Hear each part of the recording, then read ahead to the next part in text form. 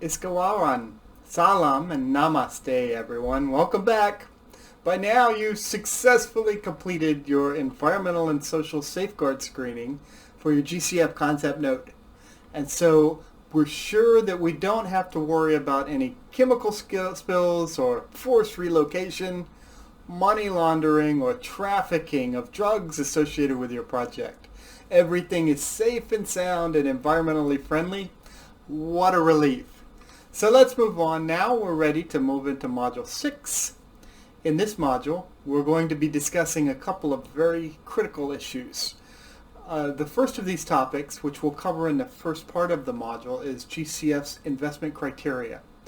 Now, the investment criteria are a really important part of project selection and design, but they're often overlooked by project developers, and they cause a lot of delays in the project design and approval process with the GCF. Now, the investment criteria tell us what kinds of projects that the GCF wants to fund. Now, that sounds like a good thing to know, right? It's always a good idea to know what kinds of projects that your financier wants to support. So that's what the investment criteria tell us.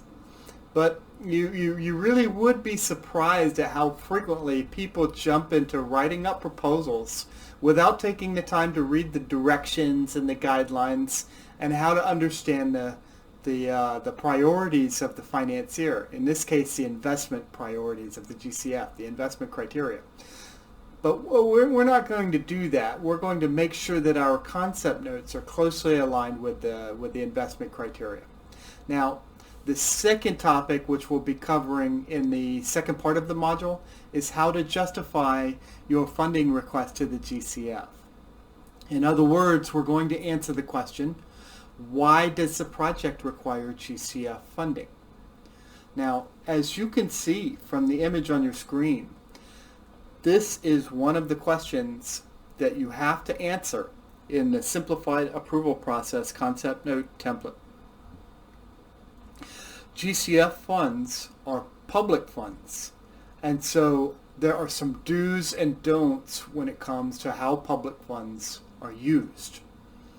But before we get into these important topics, I'd really like to provide some context and some background for why we're going to be talking about these things, and why they're so important, for project design process. So earlier this year, our good friends and colleagues and sometimes employers over at the United Nations Environment Program released a new edition of their extremely useful and insightful adaptation gap report.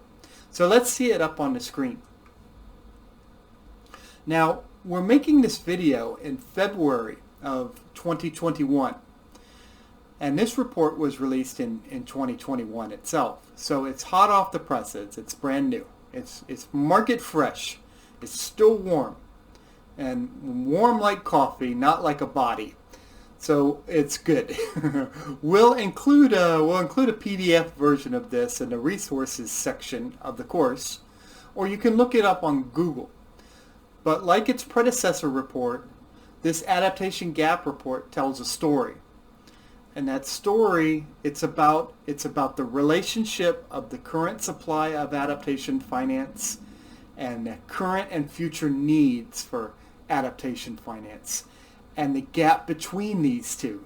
So it's about the gap between what the supply is for climate change finance and what the demand is. So now on this next slide, we've outlined the highlights to that story. So over on the left-hand side, you can see the need for adaptation finance. And the report tells us that the current annual adaptation costs, the current annual adaptation costs in developing countries is somewhere on the order of 70 billion, with a B, 70 billion US dollars. Now that's a lot of money, and it's significantly more than the annual GDP of many, many countries. But then we can see, if we follow the numbers, that by 2030, in about a decade, the adaptation gap report says that the need will double or quadruple, reaching around 140 billion US dollars to 300 billion US dollars, somewhere in that range. Remember, it's an estimate. And then by the year 2050, or about 30 years from now, it will continue to grow, reaching 280 billion to as much as 500 billion US dollars per year. Now again, remember, these are annual costs. These are not cumulative or total. So by 2050, every single year, we could need as much as US 500 billion to meet the adaptation needs of all the developing countries. Now, if you look on the right side of this slide, this is where the story becomes a tragedy. Because now, despite the fact that adaptation need is currently around $70 billion, the supply of adaptation finance from all sources, including bilateral and multilateral and the United Nations Framework Convention on Climate Change funds like the GCF, and the private sector, it was only around 25 or 26 or $27 billion in 2018. And that's the latest year that we have good comprehensive data. So again, the demand right now is about $70 billion, but the supply is somewhere between 25 and $30 billion. So the demand is much greater than the supply. And so you can see that we've also plotted out adaptation finance since 2011, and it's clear that we're making progress in terms of making more money available, but it still isn't enough to meet the needs. And so unless there's a dramatic scaling up of adaptation finance, even if we continue to add finance adaptation money at the rate that we've done for the past 10 years, the supply will never ever meet the demand. Now, why am I telling you this? It's not to discourage you, but rather it's to demonstrate that climate finance is competitive. It's extremely competitive. And this is an unfortunate and sad reality, but there just simply isn't enough money to go around. Now, that means that funders like the GCF and the Adaptation Fund, well, they're forced to prioritize because they can't meet all the demand. They have to put in place systems to make sure that the money goes where it's needed the most and where it can do the most good. So they have to prioritize their investments. I think that our colleagues over at the GCF they'd like to fund all projects, and they'd like to make the process quick and easy. They like to approve projects. But because of the mismatch of supply and demand for climate finance, like we said, they have to have criteria to choose the best projects. And they also have to make sure that their funding is stretched out as far as possible, which means that they're always looking for other sources of money to supplement their own. That's co-financing. So these issues, these topics, this is a subject that we're going to talk about in this module. All right, so in the first part of the module, we're going to look at the investment criteria for the Green Climate Fund. Now, the GCF's investment criteria, they're part of the fund's investment framework, the investment framework for the fund. So they use this framework so that they can make clear and transparent decisions about the investments that they make, about the money that they spend, because they're accountable to their donors, but they're also accountable to the recipients about how they make their decisions. So this is for transparency and accountability. So the investment framework and criteria, they're meant to create consistency with respect to the funding decisions. The 6 investment criteria are intended also to help you in selecting your project and in designing your project for funding. And after you've designed the project, they guide the assessment of your project on the part of the GCF Secretariat and the Technical Advisory Panel. So let's have a look at these 6 investment criteria. So on this slide, you can see all 6 of the investment criteria. Now, we're going to cover these in depth in the module tutorial. We'll spend a lot of time on these. This is a big module. So we're only going to very briefly touch upon them here. But as you can see, the first of these investment criteria is impact potential. Now, this refers to the potential of the project to contribute to the achievement of GCF's results areas. And the results areas are published by the GCF. For mitigation, well, this means the effectiveness at reducing greenhouse gas emissions and the concentration of greenhouse gases in the atmosphere. So the impact potential for mitigation is really looking at how much you can limit greenhouse gases or how much you can take out of the atmosphere through RED projects and things like that. For adaptation, on the other hand, it means contributing to advancing climate resilient development.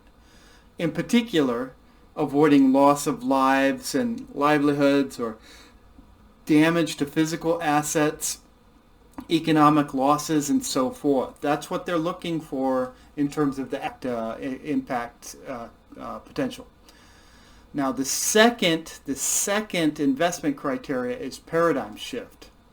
Now, this refers to the degree that the GCF can support impacts beyond the project through replicability and scalability.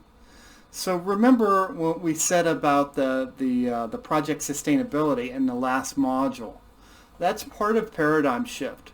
The GCF does not want to just spend money on projects. The GCF wants to invest in transformations towards climate resilient development and low carbon, low emissions development pathways. So again, we're also looking at how the GCF can interrupt vicious cycles. Remember, we talked about that. Vicious cycles are those that produce vulnerability and continue to produce vulnerability, and they make things worse and worse and worse. So the GCF wants to interrupt vicious cycles and make virtuous cycles. These are cycles that contribute to resilience and adaptive capacity or low carbon development. So the paradigm shift means creating trajectories or pathways that continue beyond the life of the project and which can be reproduced. Third, the sustainable development potential is the ability of the project to provide co-benefits and to advance other priorities such as gender equity and equality, environmental sustainability, and other social and economic goals. So the GCF would like projects to align with the sustainable development goals where possible, and also to provide co-benefits for the economy, for social development, and also for environmental issues. Now the fourth investment criteria is the needs of the recipient. This criteria refers to the overall vulnerability and financial needs of the project beneficiaries. Now, remember that the GCF exists to address the needs of the most vulnerable. That means the most vulnerable countries and populations. So this criteria is looking at how these dimensions are described in the concept note.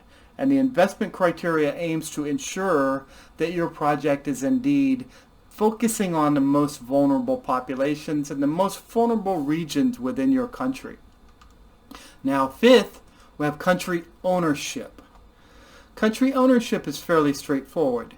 This, and we've talked about it a little bit in these in this course so far. But this criteria seeks to ensure that your project is aligned with the adaptation and mitigation priorities in your country, in your NAP, your National Adaptation Plan, your NAPA, your National Adaptation Program of Action, or your NDC, your Nationally Determined Contribution, or any other climate change policy or plan or strategy that your country has developed. Now, if you closely followed the guidance in Module 1, you've pretty much already addressed this. But another aspect of this criteria is engagement with relevant stakeholders, and that includes the National Designated Authority, the NDA. If you recall from the course intro video, we said that you should always be coordinating closely with your NDA, the National Designated Authority, from the various earliest stages of project design. But you also need to consult with other stakeholders as well, and it must be meaningful engagement, not one-way communication, but two-way communication, where you're working with stakeholders to understand their perceptions on what the project should do. If you've designed your whole concept note in your office with no consultations and no stakeholder participation as part of the overall process, well, then you are not fulfilling this criteria. And then lastly, we come to efficiency and effectiveness. Now, this criteria focuses on the cost effectiveness of the project. In Module 4, we talked about the different ways of solving a problem. If you recall that I talked about skinning a cat. There's more than one way to skin a cat. There's more than one way to solve a problem. Some ways are better than others. So this criteria looks to make sure that the solution that you're proposing to address the problem is the best approach. In other words, your way of skinning the cat is the best way to skin the cat. So those are the 6 investment criteria. Now, again, we'll talk a lot more about these in the tutorial, and we've developed a new tool to help you mainstream these into your own concept note. So when we were developing this course, we understood that there weren't a lot of resources available on the investment criteria, and so we tried to fill that gap with some new materials, and we hope you'll find them useful. We think you will. So each of these criteria also has indicators that the GCF has come up with, and we'll briefly go over these, but you can also familiarize yourself with them if you look at the GCF documentation on the investment framework and criteria. And we provide links to these resources in the self-guided presentation, and also PDFs in the resources section. But for this module in particular, because it's so important, we do have a little bit of homework. We'd ask you to look over the GCF's investment framework and the criteria and read over those things. So let's quickly go back to the slides.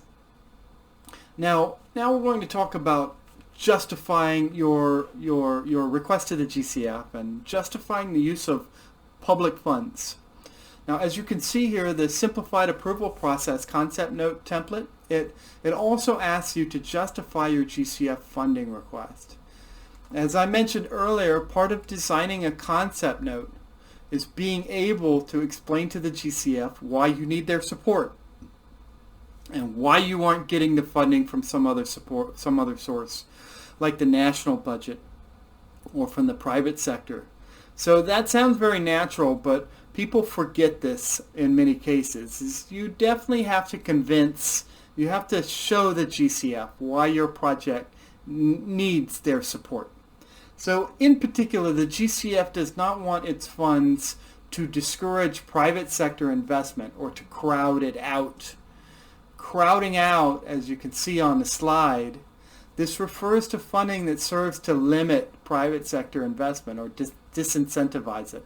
It's when the government spends money and that leads the private sector not to spend money. That's what crowding out is. So the GCF would rather its funds do the opposite. They'd rather their funds crowd in private sector investment. Now, crowding in refers to public sector investments or government expenditures, grant expenditures that encourage or trigger additional private sector investment. Now, we have discussed this concept several times in these modules so far. Remember, when we talked about GCF funds as catalyzing the private sector, well, that's what we're talking about. If you're catalyzing private sector investment, that means you're crowding it in. You're encouraging the private sector. So anyway, there's a whole section devoted to this, and so you might guess that it's a very important part of your concept note. So getting back to justifying your GCF funding request, it really depends on the context.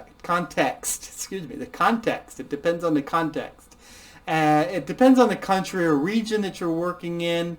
It depends on the type of project that you're designing. So the way that you justify your GCF funding request, it differs from concept to concept. So there's no 100% right answer or set way to do this. For example, there may be market failures, or there may be conditions where supply and demand don't meet up for some reason or another. There may be some macroeconomic issues. For example, your country may be heavily indebted, or your country may already be spending a lot of money on development expenditures, or they just may have a very low tax base. Your country may be a least developed country. Or the overall level of urgency and vulnerability to climate change that may demand an immediate response. So for example, if you don't do this project now, and people are going to die, and there's going to be property loss, and economic damage, irreparable economic damage, that's a good way to justify a request for funding. That's part of the justification. So in the second part of the module, we're going to go over some common justifications for the use of GCF funds. And you'll be able to select, we'll help you pick the factors that you should use, the parts of your explanation. So that does it for this introductory video for Module 6. We hope you found it useful and clear and concise.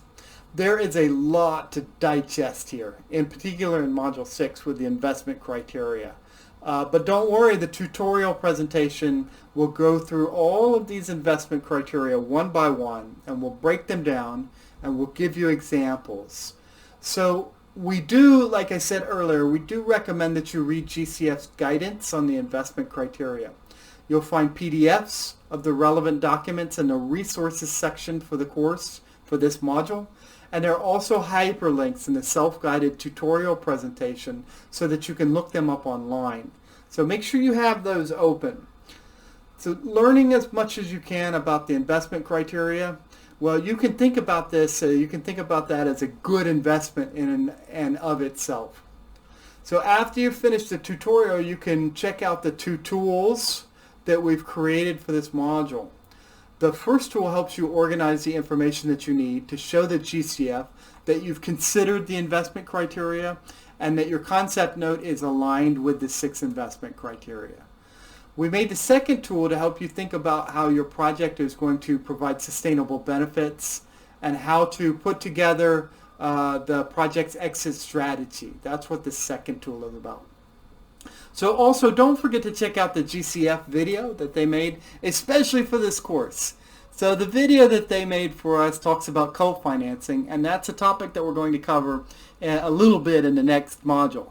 Co-financing is extremely important for the development of GCF projects.